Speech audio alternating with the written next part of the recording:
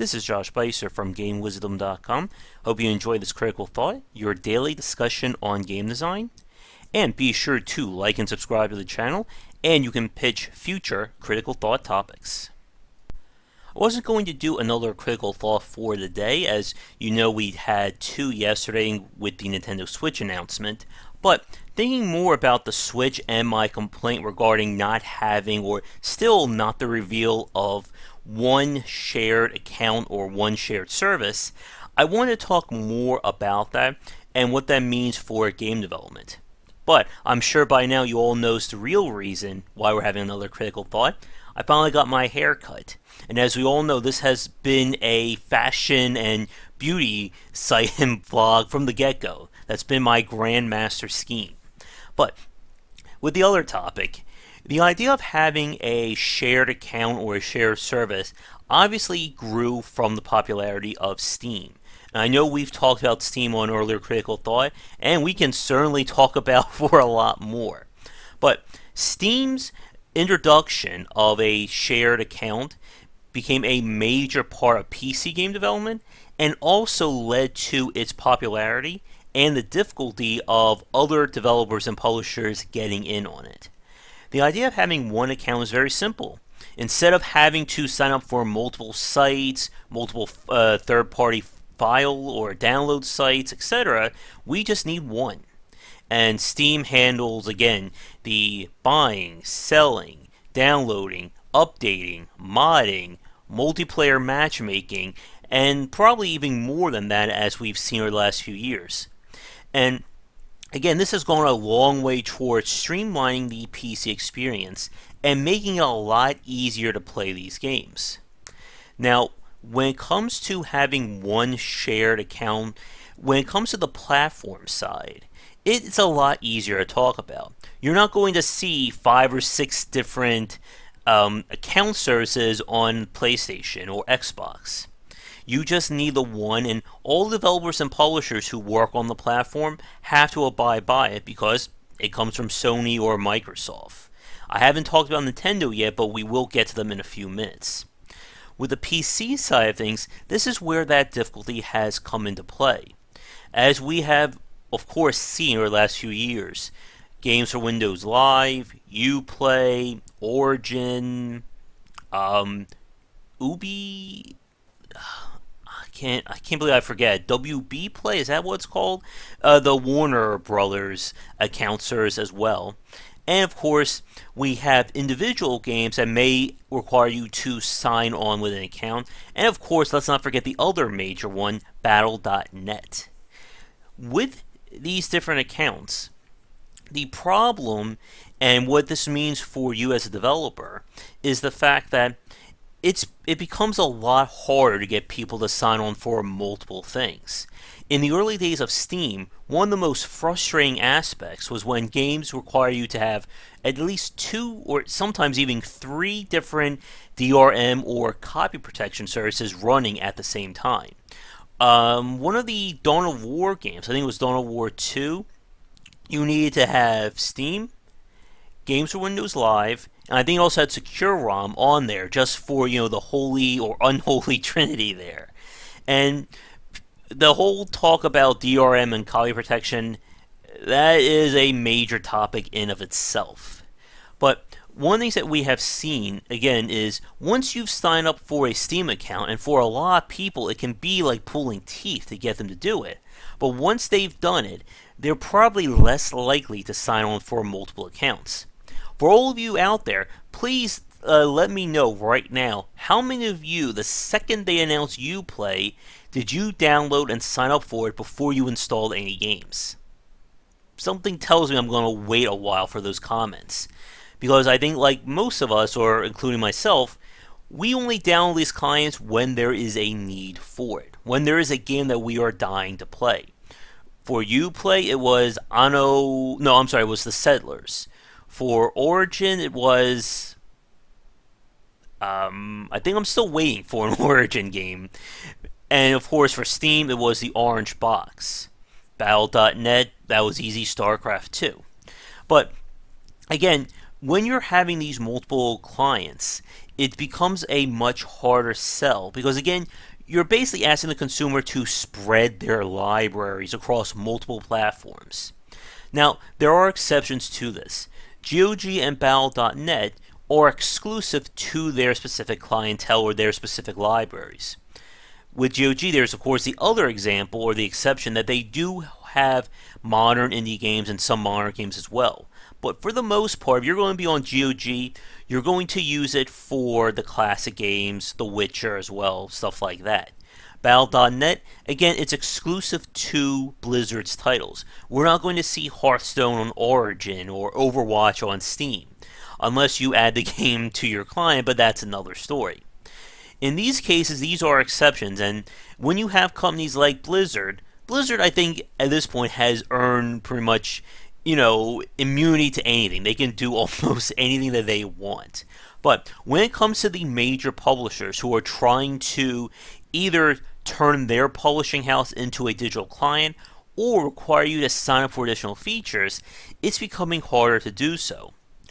It's basically it's a common human element. If we have to do something, do we want to have 5 steps to do something or just one? If we had to sign on to 5 different digital clients or just one that does everything, we're going to do that one pretty much most of the time. And the publishers know that. And that's why we've seen all manner of tricks and tactics to get you to sign on. For Borderlands, for instance, if you sign up to their service, they gave you like free chest keys, custom skins, promotions, stuff like that. I'm sure the WB one has done that. There's, of course, the sales on Origin, Uplay, Steam, etc. Excuse me.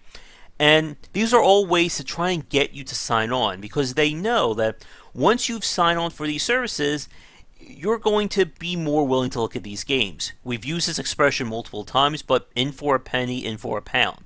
It's why my Steam library right now, let me pull this up so I can give you the actual number. Let's see, it is at 1,127 games. So I think we've gone way beyond a pound for me on Steam. And I'm sure if I ever decide to download something for Origin, I'll be looking more at that. But let's take this back to Nintendo to wrap up this thought. As we talked about on the big Nintendo Switch presentation reaction video, Nintendo has announced they're going to be doing more with online services, specifically with a paid subscription. Now, this is what we see with PS Plus and Xbox Gold, or Xbox Live Gold. And the problem that Nintendo has had, and on upcoming podcasts we're going to talk more about this in detail, but Nintendo has really been late to the game with getting a unified account or a unified service with their titles. They've gone through, My Nintendo, Club Nintendo, whatever the latest one is. I think that may be My Nintendo. I may be forgetting one of the other ones. But when you look at their online offerings, especially from the Wii to where we're at today, it's just been a confusing mess. They've been trying to use the Nintendo friend codes for online play. That is just a pain in the butt to use compared to simply pressing one button on Steam, PS Plus, etc. They've had multiple different libraries attached to these games, so to these platforms. That actually leads to a greater talk regarding Nintendo's very unique strategy compared to the other console makers. But again, that's too big for today. Maybe that'll be tomorrow's critical thought. But when we look at Nintendo, if I want to make use of their libraries for online content, we have a separate account for the Wii U, the 3DS. I'm sure there's going to be one for the Switch as well. And despite the Virtual Console, there are games that are only tied to specific platforms. So there are some Virtual Console games I can get on the 3DS that I can't get on the Wii. There are some games for the Wii that I can't get on the Wii U. There's, of course, all their online games as well. Did they ever bring over Final Fantasy, was it My Reign as a King, My Life as a King? One of those games from the Wii to the Wii U. I don't know that off the top of my head. But this is why having one shared account or one digital service would have done so much to help Nintendo. To be able to just say all my libraries are tied together, I don't need to have to worry about needing a separate Wii and a Wii U one. If I forget my 3DS one, I can simply log in from the Wii U. It all just leads to comfort and accessibility. And that is the name of the game with having these digital clients and these shared accounts. It is accessibility for the consumer. Again, the easier you make something, the more likely someone's going to do it. And Nintendo has been just way behind the eight ball, or way behind the rest of the pack compared to everyone else. And what we were talking about on the podcast debate, or our discussion, is with the Nintendo Switch, it sounds like if Nintendo's going with a paid online service, this may be their chance to effectively rip that bandage off and just say, we're going to have one grand account. So it will tie the Wii U, the 3DS, the Switch, and whatever else they're going to keep doing. And this will become more important if Nintendo is going to further adopt mobile games into their repertoire of their library. But let's wrap things up here because I have done way too much talking in a 24-hour period. Again, the importance of a shared digital client has certainly led to the rise of PS Plus, Xbox Live Gold, and of course Steam. But it's also made it harder for other publishers to get in on it. And one thing that I didn't mention yet today is for its smaller developers, especially indie developers trying to make a multiplayer game or AA developers, it's also harder for you to sell having an additional account if you're also on Steam. Steam has done so much, specifically the Steam Works side of things, which I think is their API. And if you're going to be on Steam, it's important to make use of those features. As I just said, the easier it is for the developer, or I'm sorry, for the consumer to play your game, the better. And that also means trying to resist the urge to have separate accounts, because you're going to annoy people to say, well, you have your Steam account, but then you also have to create an account for your game.